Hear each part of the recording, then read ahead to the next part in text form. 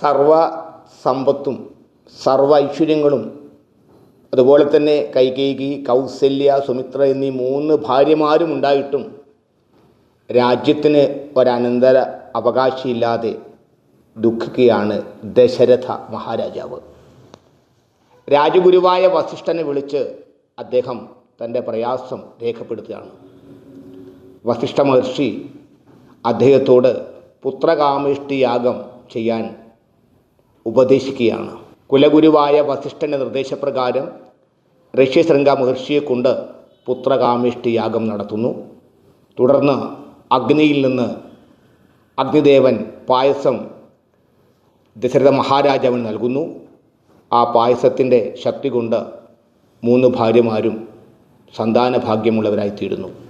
ആ ഭാഗമാണ് ഇന്ന് പാരായണം ചെയ്യുന്നത്. അശ്വമേധവും പുത്രകാമേഷ്ടിയും.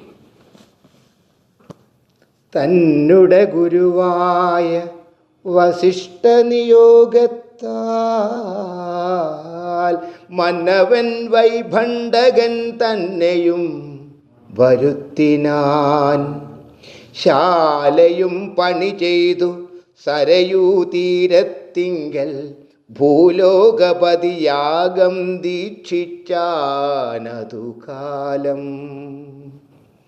അശ്വമേധാനന്തരം താപസന്മാരുമായി വിശ്വനായകനാകിയ ദശരഥൻ വിശ്വനായകൻ അവതാരം ചെയ്വതിനായി വിശ്വാസഭക്തിയോടും പുത്രകാമേഷ്ടി കർമ്മം ഋഷ്യശൃംഗനാൽ ചെയ്യപ്പെട്ടൊരാഹൂതിയാലേ വിശ്വദേവതാഗണം തൃപ്തരായതു നേരം ഹേമപാത്രസ്ഥമായ പായസത്തോടും കൂടി ഹോമകുണ്ഡത്തിൽ നിന്നു പൊങ്ങിനാൻ വന്യദേവൻ.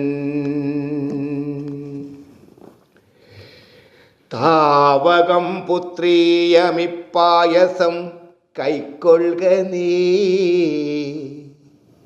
ദേവനിർമ്മിതമെന്നു പറഞ്ഞു പാവകനും ഭൂപതി പ്രവരനു കൊടുത്തു മറഞ്ഞിതു താപസാജ്ഞയാ പരിഗ്രഹിച്ചു നൃപതിയും. ദക്ഷിണ ചെയ്തു നമസ്കരിച്ചു ഭക്തിപൂർവം ദക്ഷനാം ദശരഥൻ തൽക്ഷണം പ്രീതിയോടെ കൗസല്യാദേവിക്കർദ്ധം കൊടുത്തു നൃപവരൻ. ശൈഥില്യാത്മനാപാതി നൽകിനാൻ കൈകേയിക്കും. അന്നേരം സുമിത്രയ്ക്കു കൗസല്യാദേവി താനും തന്നുട പാതി കൊടുത്തിടിനാൾ മടിയാതെ. എന്നതു കണ്ടു പാതി കൊടുത്തു കൈകേയിയും മന്നവനതു കണ്ടു സന്തോഷം പൂണ്ടാനേറ്റം. തൽപ്രജകൾക്കു പരമാനന്ദം വരുമാറു ഗർഭവും ധരിച്ചിതു മൂവരുമതുകാലം.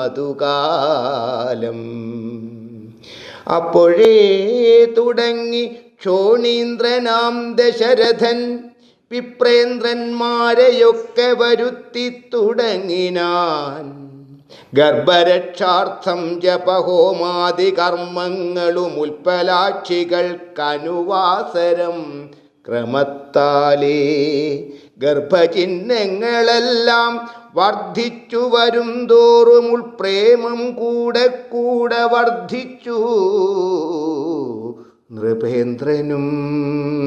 തൽപ്രണയിനിമാർക്കുള്ള ആഭരണങ്ങൾ പോലെ വിപ്രാതിപ്രജകൾക്കും ഭൂമിക്കും ദേവകൾക്കും അല്പമായി ചമഞ്ഞിതു സന്താപം. ദിനംതോറും അത്വഭാഷിണിമാർക്കും വർദ്ധിച്ചു തേജസ്സേറ്റം.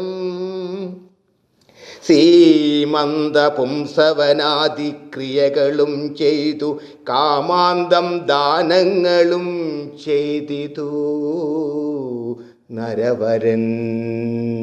ഗർഭവും പരിപൂർണമായി ചമഞ്ഞിതു കാലമർഭകന്മാരും 4 പിറന്നാരുടനുടൻ.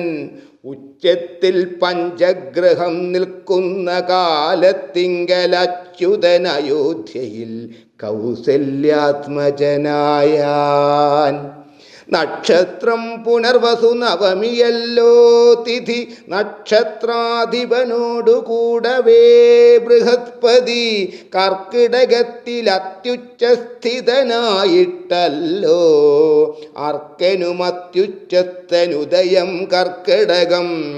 അർക്കജൻ തുലാത്തിലും ഭാർഗവൻ മീനത്തിലും വക്രനുമുച്ചസ്ഥനായി മകരം രാശി തന്നിൽ നിൽക്കുമ്പോൾ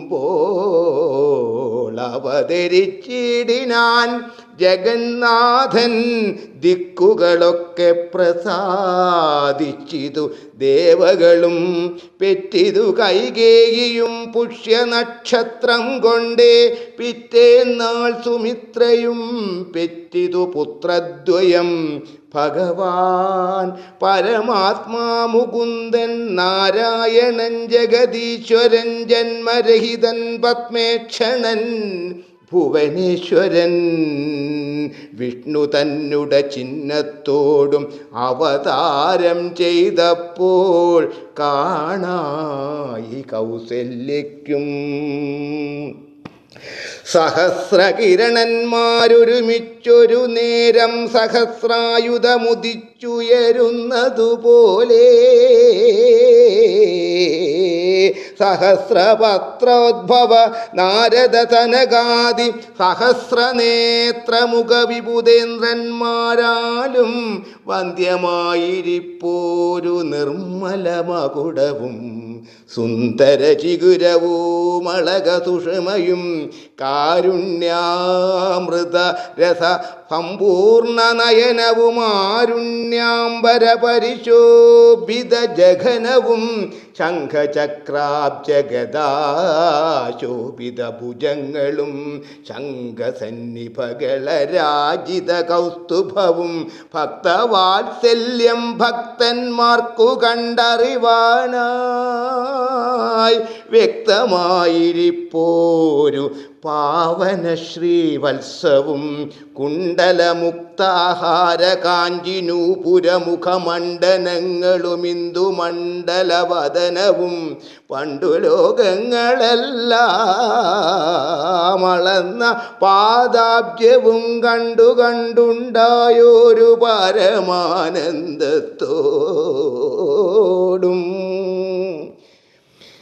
മോക്ഷദനായ ജഗത് സാക്ഷിയാം പരമാത്മാ സാക്ഷാൽ ശ്രീനാരായണൻ താനിതെന്നറിഞ്ഞപ്പോൾ സുന്ദരഗാത്രിയായ കൗസല്യാദേവി താനും വന്ദിച്ചു തെരുതെരേ തുതിച്ചു തുടങ്ങിനാൻ. സുന്ദരഗാത്രിയായ കൗസല്യാദേവി താനും വന്ദിച്ചു തെരുതെരേ തുതിച്ചു തുടങ്ങിനാൻ.